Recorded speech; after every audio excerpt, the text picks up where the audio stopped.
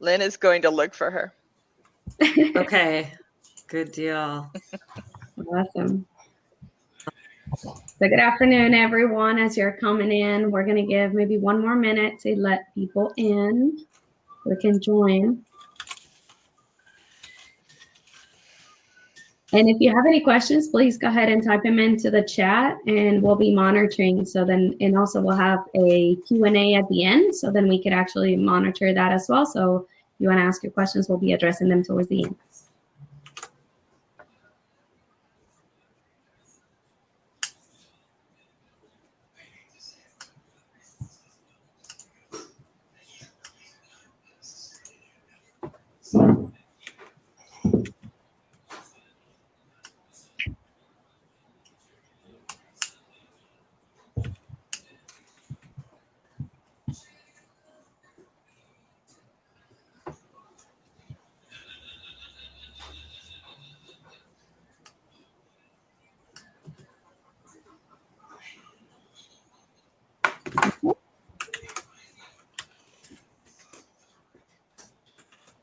So we can give about 1 more minute or so. Let's see if we can go ahead and get started.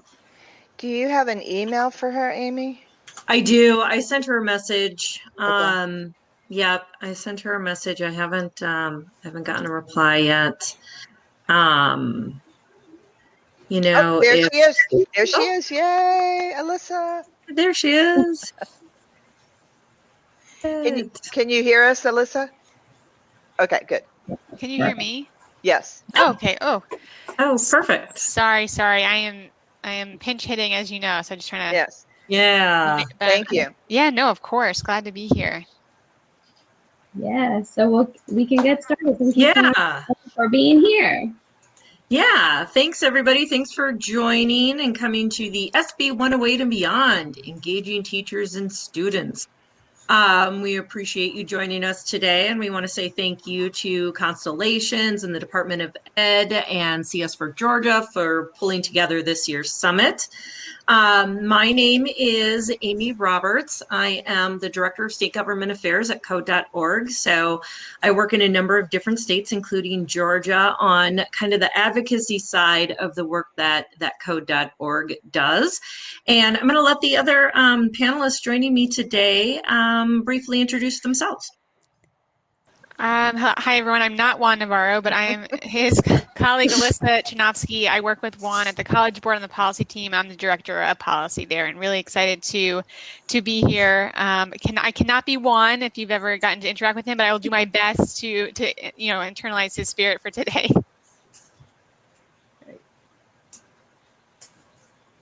My name is Lizanne DeStefano, and I'm a professor in psychology at Georgia Tech, but I also direct something called the Center for Education, Integrating Science, Mathematics, and Computing.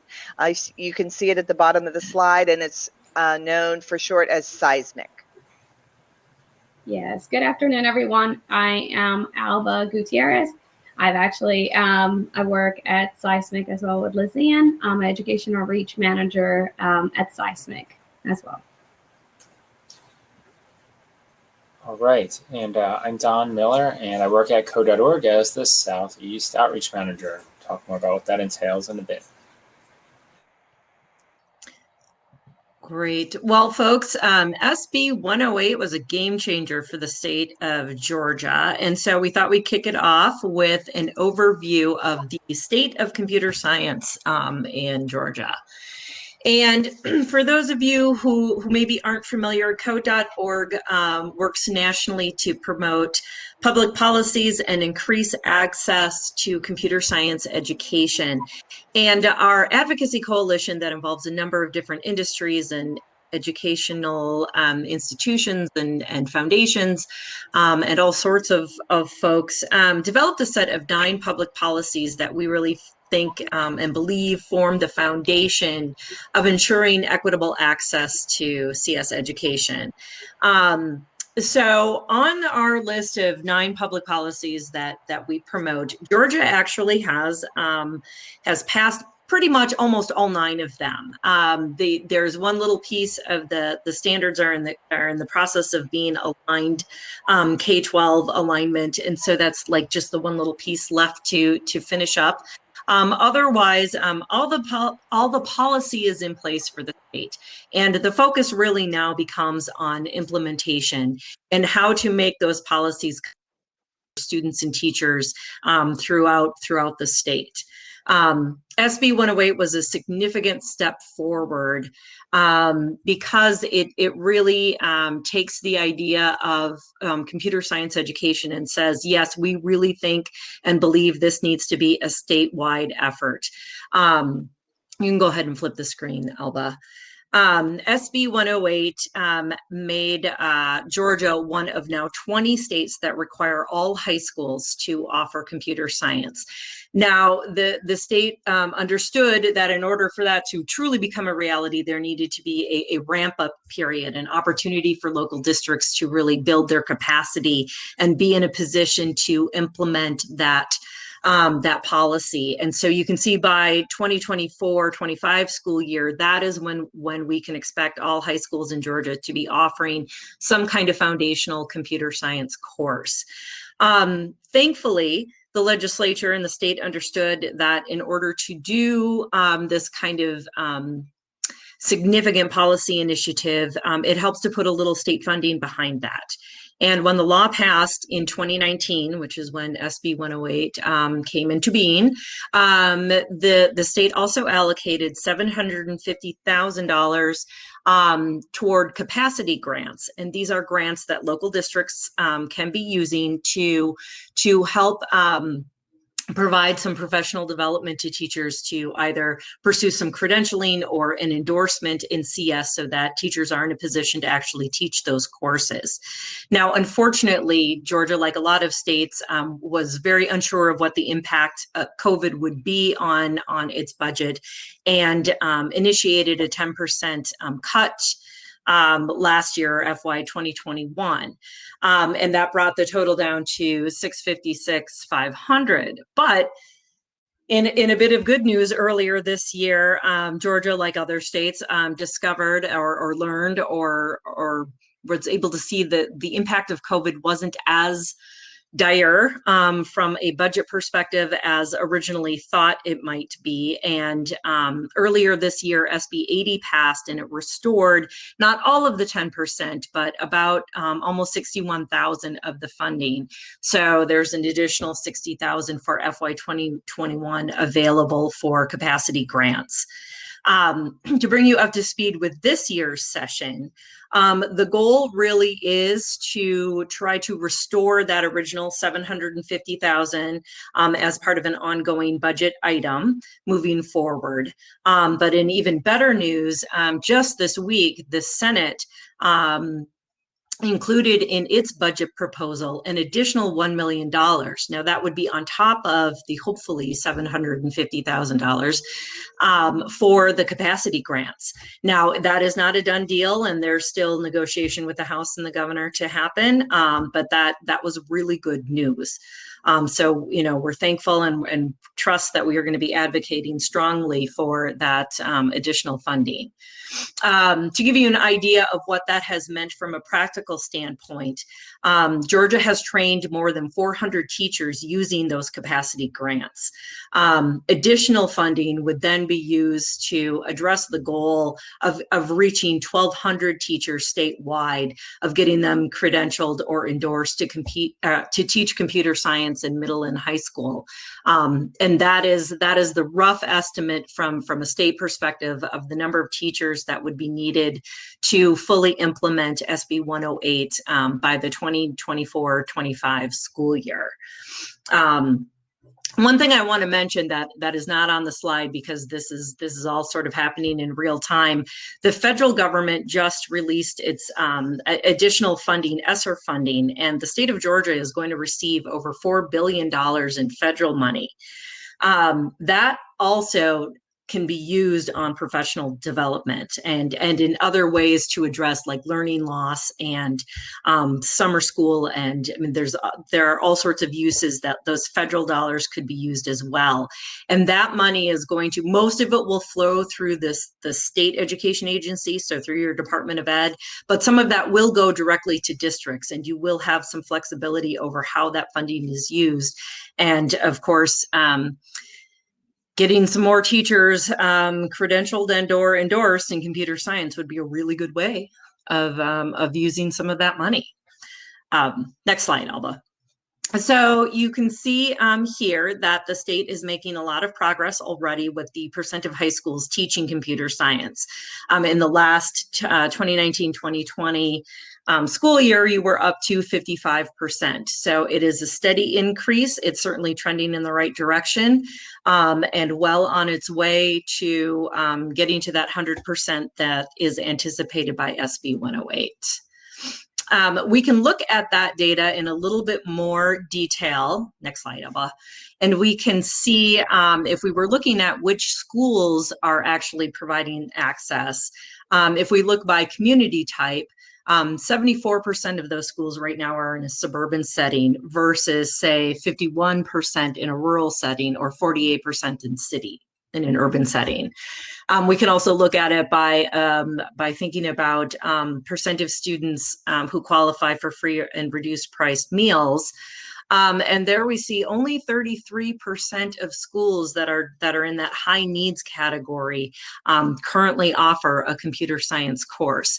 And so that is where we start to see those questions of equity come into play, and where and how we can be thinking about, like, how do we increase the diversity of the school types and the students who are then able to access computer science. Next slide, and we can also look at this from a lens of race and ethnicity. Again, trying to assess, have a more complete picture of where that access exists. And then the last piece I want to look at here before I turn it over to the College Board to talk more about AP data. So when we look at kind of the overall student demographics in the state, that's what that top graph is showing. That's the overall diversity of student population. And then that middle graph starts to look at the demographics in the schools that offer an AP computer science course. And then the last graph is the percent of students who are actually taking an exam, an AP computer science exam. So another way of sort of breaking that down, Black students make up 36% of the student population in the state. They make up 29% of the students in schools that teach AP computer science, but they only took 12% of the AP CS exams. So again, when we start to break down where computer science access and then take it a step further and participation is happening, that's where we really start to see how we can be more mindful about the next steps we want to take with implementation and increasing that access for all students in the state. So I am going to turn it over now to Alyssa, who can talk a little bit more about that AP data, which also helps us get a better picture of what's happening in your state. Thanks, Amy. So as you already know, the College Board is a mission-driven nonprofit. We're connecting students to college success and opportunity. I'm excited to be joining you to talk about SB108. So on this slide, we're looking at male and female student participation in Georgia. As you see, male students dominate participation in our AP CS courses, but we have seen increases in female participation since the start of AP CSP in 2017.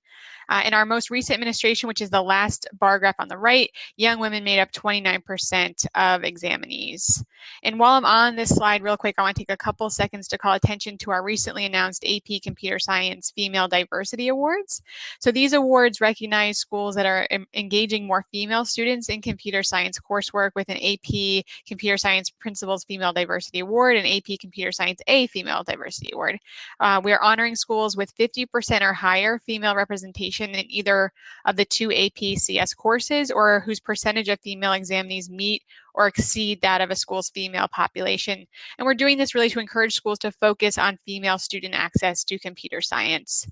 So taking a step back, the big takeaway here on this slide is that we need to make sure that young women, including young women from underrepresented communities, are being encouraged to participate in computer science courses, including AP CS courses.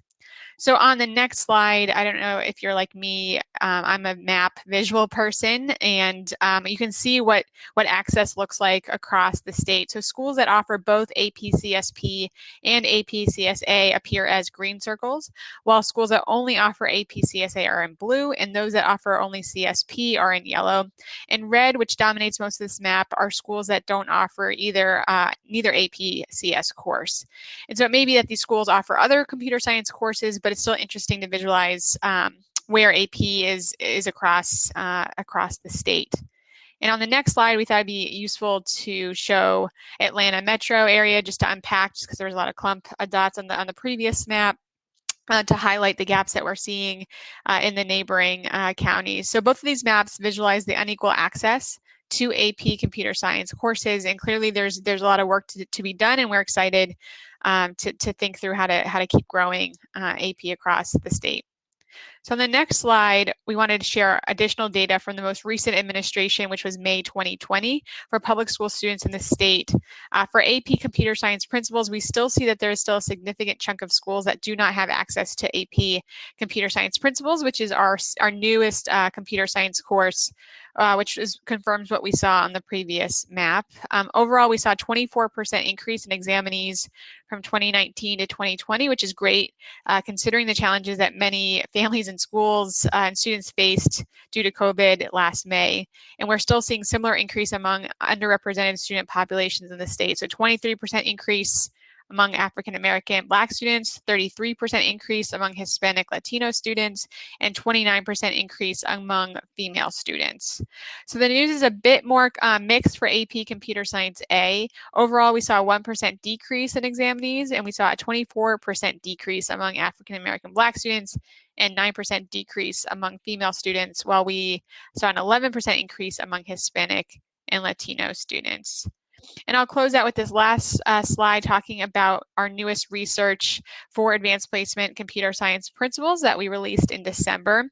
We're using this information to inform how we think about access to and participation in AP CSP. So we found that students who take AP CSP in high school are more than 3 times as likely to major in computer science in college compared to similar students who did not take CSP. And the differences are similarly large for female, Black, Hispanic, and first-generation college students, which is very exciting. AP CSP students are nearly twice as likely to go on to take AP CSA and more likely to take more AP STEM courses than similar students who went to a high school before AP CSP launched. Black students who take AP CSP are 3 times more likely to take AP CSA, virtually the same share of Asian CSP students who have long led AP CSA participation. For the class of 2019, AP CSP was the first AP STEM course for more than half of the CSP students, and more so for Black, Hispanic, and first generation students as well.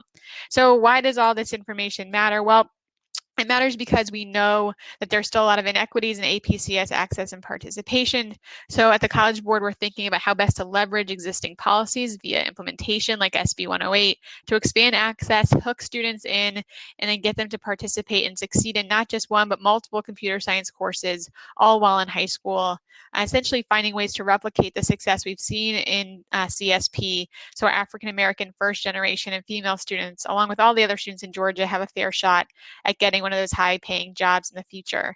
So thank you so much. Again, thank you for letting me present today, and I'm going to turn it over to our next presenter.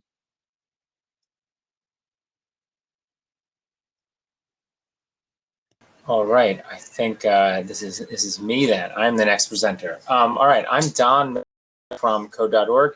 See, there are 24 people here listed as a number. I used to be a classroom teacher, so it's kind of like a nightmare just talking to a screen and not making eye contact with anybody. So please ask questions if you have questions in the chat, and we will address them either now or later.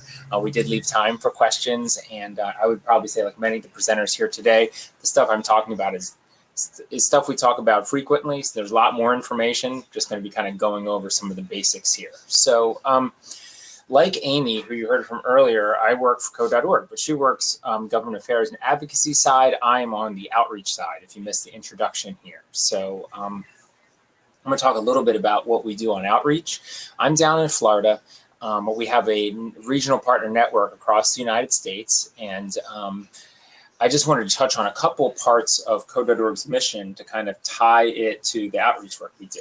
So as you see there in bold, right, Code.org is a nonprofit dedicated to expanding access to computer science in schools and increasing participation by young women and students from other underrepresented groups. So if you take that with the second part, where our vision is for every student, every school to have the opportunity to learn CS, right? If those are our goals, how do we do that? Especially when we're a small nonprofit, but we have partners across the United States. Well, we work with regional partners, and our regional partner in Georgia is CEISMC, and at Georgia Tech.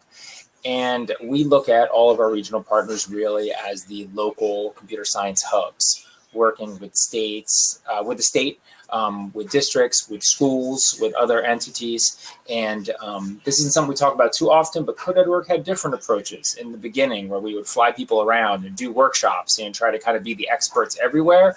But, you know, that's exhausting, it's challenging, and probably doesn't work that well. And there are a number of, you know, organizations across the United States that we now partner with that do that work better in each region. And I'm lucky enough to work, you know, with CEISMC to help in Georgia. So that's a little bit, you know, about how kind of the partnership program helps expand on our missions. We can go on to the next slide, please, Alba. And we heard a little bit of about different courses being offered. And this is a map from one of our pages, one of our web pages, I think helps visualize it best. So our curriculum that we work with includes CS fundamentals. So if you look there on the left-hand side, you see elementary school K to 5. So CS Fundamentals is our elementary program. We have A through F, so we have a course for every grade in K to 5. We have CS Discoveries, which is 6 to 10, but in most places usually used from middle school at the 6th to 8th grade level. You know, both this is mapped to CSTA standards. You know, it's largely project-based. The students work online. And then high school, we have CS Principles. So you can see that from 9th to 12th grade. So that can be taught as AP or non-AP, but we encourage it as an AP course because it is an introductory AP course, if you haven't heard that yet. And that means the students can come in 9th or 10th grade and take an AP course in computer science, having never had a computer science course before. So that's awesome and strange at the same time, but I'm really glad it expands access, reaches students that may not think of themselves as AP students. And if you see at the very corner, soon we're going to have AP CSA. So coming in 2022, there will be a course happening. And then at the bottom, you see there's Pre-Reader Express and CS Fundamentals Express. Those are self-paced courses you can do as a parent or a teacher with students that are interested. But today we're mostly going to be talking about, you know, these offerings, CS Fundamentals, Discoveries, and Principles that we have across K-12. So, yeah, that's a quick look there. And I see Steve, thank you. I'm glad that you used it as a foundation course. And yeah, CSP, there are a number of different CSP offerings out there, but ours is free and open source, like all of that curriculum. And I'm glad to see you using it. So what do we do, you know, in Georgia here, right? So although Code.org runs a national facilitator development program, meaning as part of the partnership, we work to identify and train facilitators. And then those local facilitators work with CEISMC to train cohorts of K-12 teachers every year. So I just want to show that they're in that partnership, right? We help with facilitator development, but the facilitators work, you know, locally in Georgia. They work for CEISMC, and then they train these K-12 teachers every year. We also offer a dashboard to help provide district and school level data, as well as a way to manage applications and workshops. And Thankfully there's been funding, as Amy touched on, in Georgia available, but when that isn't available, we step in with scholarships for eligible teachers, depending on local context. It depends is a phrase we say a lot on the outreach team at code.org. Maybe you say this at your organization too, because there are a lot of different ways to handle situations. But CEISMC manages the district and school recruitment. And this is, again, the kind of two sides of the partnership, but just to give a little bit better picture into how it works. But the good news is that districts, schools, and teachers can get involved at multiple points in this yearly cycle. So right now, we're in the district and school recruitment phase, trying to get teachers into programs. So if you are a teacher or you work for a district or a school and you want to get a middle school teacher or a high school teacher into either CS Discoveries or CS Principles, now's the time. The applications are open. And CS Fundamentals, that course that I showed you for elementary, is just a one-day training. So there are kind of trainings that go on throughout the year for that as well. And but at any time, if you're interested, you should reach out to Alba or myself about opportunities in Georgia, because again, it is a cyclical process, but as I said, also it depends. So you never know what you can get involved in if you reach out. So that's a little bit about how we work with CEISMC in Georgia. Right. And next slide, Alba. Oh, good. So this is Lizanne DeStefano, and I'm going to tell you a little bit about CEISMC. You've heard it mentioned a lot of times today. CEISMC is an educational research and outreach unit at Georgia Tech. I always say that Georgia Tech doesn't have a college of education, but in many ways, CEISMC functions like Georgia Tech's College of Education. We do a lot of student-facing programs. We do a lot of teacher professional development. We do our own innovation, curriculum development, technology development, and we also have a quite strong educational research and evaluation team that we evaluate our own programs, and also people contract with us to evaluate their programs. Georgia Tech is a public research institution, so we have responsibility to the entire state of Georgia and beyond.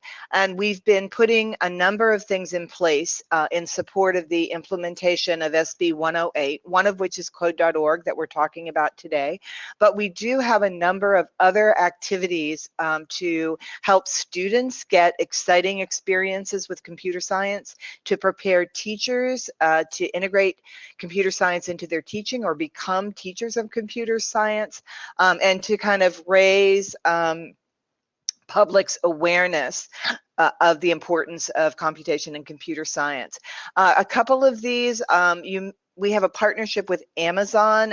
Maybe you've heard about it.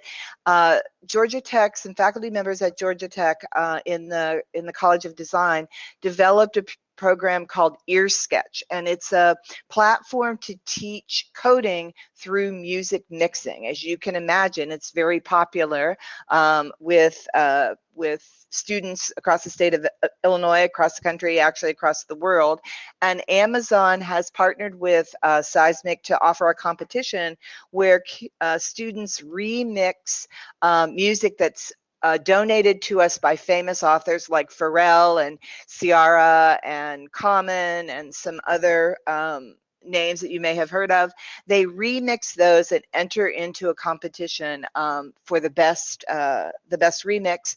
We also have teacher professional development in EarSketch to help teachers implement this in their classroom. And recently we got a grant from the National Science Foundation to introduce Latin instruments and Latin beats into EarSketch to broaden the demographics that may be interested in this platform. So if you're interested in EarSketch or any training or are interested in competitions for your kids, you may want to check out the CEISMC website and look at Amazon or Remescla. We also have a partnership with Honeywell, and there it is teaching teachers about software engineering and then getting them to do projects in their classes where kids are actually software engineers. We also have a competition aspect of this.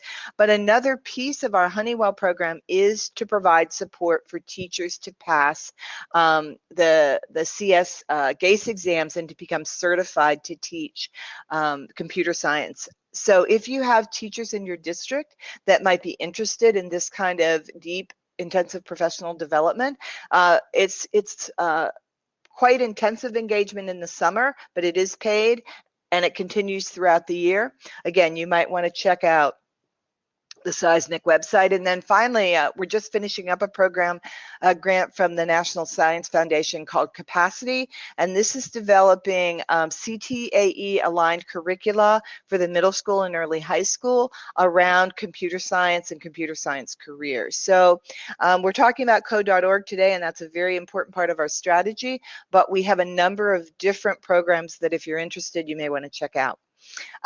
Everybody's been showing maps of Georgia, so I thought that we needed to show maps of Georgia as well. You can see that starting in 2015, we sort of planned a very systematic engagement of counties in Georgia around our programming. And so there you can see the counties where we have some active involvement in the county, either through a student program, a teacher program, one of our many ways of engaging. I think last year we had agreements with about 108 counties across the state. CEISMC in 2020 served about 62,800 students. I used to say students in Georgia, but actually a lot of our programming was virtual in 2020, and so we actually ended up serving about 5% of our students were out of state, and about 200 students that participated in our programs were international. So the switch to virtual programming actually expanded our reach a bit, which was quite exciting. We do intensive, deep professional development with teachers. A piece of this is our code.org professional development. Typically, we serve about 2,500 teachers a year. In 2020, you see our numbers were down a little bit. We served about 60% of that, 1,305 teachers. This was due to a number of different reasons. Some school districts put restrictions on teachers' engagement in professional development and other things because they needed them to really be focusing on instruction. Some of our summer programs involving partners were suspended because of COVID last year. So we're hoping to get that number back up, but that 1,305 includes the teachers that we worked with in code.org. We delivered about 15,000, a little more than that, hours of professional development. And I report this metric because you can see the kind of work that CEISMC does. It's pretty deep. That was average of about 12 hours per teacher. And so it isn't really drive-by professional development. It is deep and systemic professional development that hopefully gets teachers to a point where they can really transform their teaching and do something different. I mentioned that we partner with many school districts, and we also have a number of partnerships with industry and other organizations who fund our program. And luckily in 2020, we saw no dip in support from those programs. Very, very robust support. Our partners were fantastic in trying to get us to help school districts and support teachers as much as possible. So that is kind of CEISMC writ large. And now I'll turn it over to Alba, who is our point of contact for code.org, and she can tell you a little bit more about code.org in particular. Sounds good. Thank you, Lizanne, for the introduction. So I just wanted to kind of piggyback on some of the things that Lizanne mentioned about. So these are some of our CEISMC impact in general from a lot of our, and you can see our growth actually. I put some information from the beginning. We've actually been regional partners since pretty much the beginning of code.org and their expansion with the regional partnership. So we have been working with them at the beginning. We actually, on the first year, I was involved with them, and we had only the CSP. So we only had one class for the principals. And then into the following year, in 2017 and 2018, we introduced discoveries. And since then, we have actually grown a lot of our programs. Usually, as Dawn mentioned earlier, it is a cohort model. So it actually kind of comes in with, during the summer, we focus on 5 days of a workshop. So it's a full week of intensive workshops that we do with the teachers to train them. And then during the year, we have 4 follow-up academic workshops on Saturdays. And so usually, as I mentioned, it's a cohort model. So this is actually some of our cohort, and it shows our growth over the years. And then also just our difference in regards to schools per community type. So we have focused, as Lizanne mentioned in the map before, we did focus a lot on the Metro Atlanta area. That was our main focus a lot early on. And then, of course, now as everything else expanded and the regional partnership expanded, we have, reach out to other areas in other counties in Georgia. So we have actually tried to focus a lot on the rural, and we do have actually a CEISMC Savannah campus. We have a liaison there for one of our program directors for CEISMC. And so we have I've worked very closely with him to kind of do a lot more of the outreach in that part of Savannah in the surrounding counties as well. So this is, of course, for our partnership, and these are some of and I actually put it from 2014 when we first started with computer science fundamentals. So this actually started a little bit earlier in the partnership. So it just kind of shows you a little bit about the different growth. I did added the last 2 years on this one to see the amount of growth over time. So we started with, a handful of facilitators, and they were going all over the place. They did it on their own, where they were trained by code.org and brought in as teachers, and they would do it on their own. So like I said, so they would schedule their workshops. They would go to libraries, they will go to school districts, they'll go to the Metro RESA, like the RESAs around. So they would actually do the workshops. Now that we have actually kind of aligned it over the past 2 years, so we as a regional partner are in charge of scheduling. So we do a lot of the scheduling. Much more is a lot more in line with a lot of our goals, and it has actually incorporated a lot of what we focus on, which is underrepresented people in STEM at CEISMC. So we have actually incorporated a lot of that into the outreach as well. And as of last year, we actually incorporated and we have created a partnership with Microbit Foundation. So we have actually offer workshops that are CS Fundamentals Plus.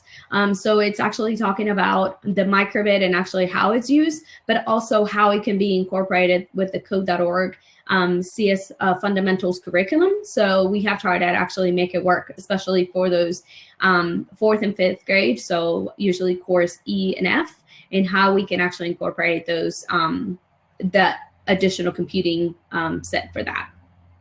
So we hope to continue to grow it as well, and we continue to actually do a lot more with the Microbit Foundation as well. So as Amy mentioned early on, we do have the support of the Georgia Department of Education. They have actually provided $25,000 for school districts. In the grant, the CS4 Georgia, of course, their goals are to develop and deliver high quality courses, resources for professional learning, increase the number of CS endorsement held by educators, and expanding the integration into the K-12 curriculum. And so the grant, of course, is aligned with the with the DOE's roadmap of reimagining K-12 education. And as Amy mentioned, there has been some fluctuation in regards to the amount, just because of budget restrictions and things. But we have actually been able to collaborate with a lot of those districts over the past few years since they started with this. And we have actually, they have actually paid for the scholarships, kind of given their, in a way, for their teachers to actually take courses and be and get great courses actually for computer science and discoveries and principles. And so we are looking forward to, and as Dawn mentioned earlier as well, if those districts are not able to support those teachers, or some of the other districts that did not get funding for that year, we actually work with code.org to get scholarships from them for those teachers that qualify for that. And so we have actually been able to reach a lot of teachers through that way, and we have been able to serve quite a few teachers and counties through that. So these are some of our some of the offerings that we have for the summer. So we will be offering for the computer science fundamentals. As of right now, we have 2 courses that we're going to be doing on 2 different dates, but it depends if they fill up. We actually will be able to offer more if we needed to. And then what we have done is actually, as I mentioned, we have established a partnership with Microbit, the Microbit Foundation. So we have actually been trying to work with districts depending on their funding or when they're able to do it. So then we can offer those courses for them. It usually we charge the $30 is just for a microbit and also for us to ship it out. And then also for the Atlanta, for the computer science discoveries, the teacher PD, as I mentioned, 5 days during the summer, 4 days during the year, and then it's $1,500. So it has information on there. I actually placed the QR code on there, so you are able to click it with your phone. And if not, Dawn have already put our link onto the chat. So if you're interested in that.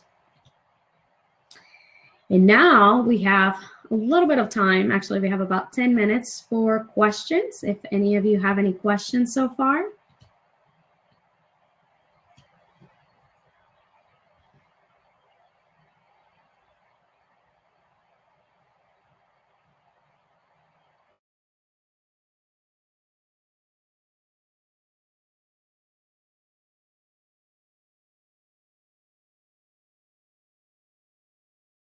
Everybody's ready to just jump right into their computer science programming for the summer, which is fantastic. That's great. Love to hear it. We are all you've seen it. We've been posting in the chat as we've gone along, sort of links to things we've talked about or referred to. So feel free to follow up at any time if you're not thinking of a question now, or you're not sure exactly what your plans might look like for the summer.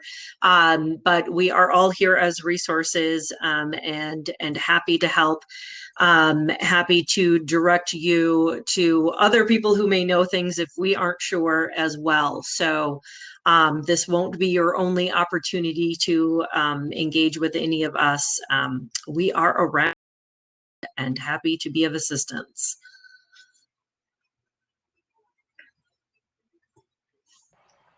And I see some of the people that are here. Actually, I have to highlight, we have worked very closely with Baldwin County and Muscogee County. And I just want to make sure that to announce and like say kudos. I know that there's a few more out there that we have actually worked with, but I do want to make sure and appreciate about the fact that a lot of the districts are thinking about that vertical alignment.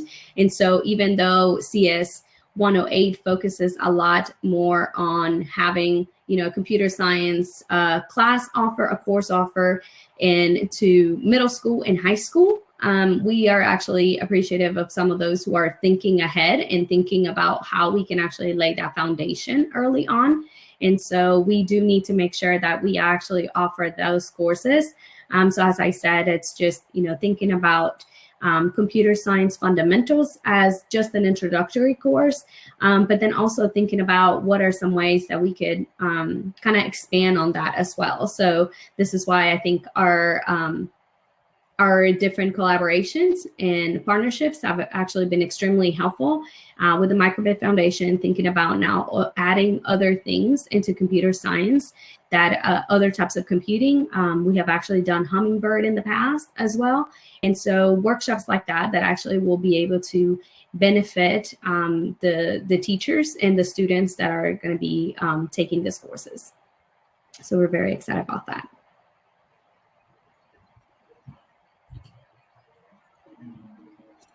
I saw posted in the chat a question about, you know, for those school districts who maybe haven't either started thinking about how they are going to ramp up for SB108 implementation, or who are maybe in the early stages of planning. One thing to be thinking about is, you know, obviously teacher capacity and how to build out your teacher ranks so that you have teachers available to teach these courses. But one thing from a school district at the newer stages of planning, there are districts who are much further along, or well, that's a bad way of saying that, but other districts who maybe had an opportunity to engage in computer science earlier, and there are a lot of lessons to be learned. And I think you know, Lizanne and Alba, they've seen districts use various approaches that seem to fit best for either the district setting that your district is in, or just are your teachers coming from you know, some have a more computer science heavy background versus, you know, there are plenty of teachers out there who maybe don't come from computer science and maybe have a completely different background. Those are not things that should stop anyone from moving forward. So those are some of the types of questions. If you're really struggling to figure out where to begin, there are resources. There are people here on this call and others, you know, Brian at the department, I mean, CS4GA. There are people available who can really help you think about how you want to attack or prepare or be in a better position to implement SB108. I see that Co put a question in the chat. How can districts and schools think about equity as they're doing this? I think that's very, very important. One of the things that we try to talk through with districts or schools as they're trying to figure out their plan for teacher professional development or for student activities is to sort of lay out the demographics of the district and to say, okay, so how are these decisions, or how are these strategies affecting all students in the district? Where are there educational disparities that need to be addressed? And then how can we put together professional development and student activities that can address those disparities? So it may mean prioritizing teachers who serve kids with educational disparities first in the queue for that training. It may be providing very robust and supported professional development and programming for students. So definitely equity is one of our primary considerations, and we can help talk through a plan for your district that really considers equity.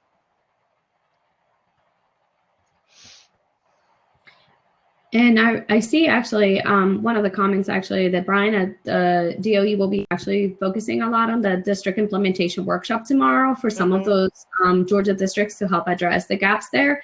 So let us know if there's, you know, any other questions that we could answer at some point in time, or if you want, you know, customized in a sense, like, you know, to talk about specific things for your workshops and how do we implement those. And we'll be glad to talk about that as well and help with Brian's goals.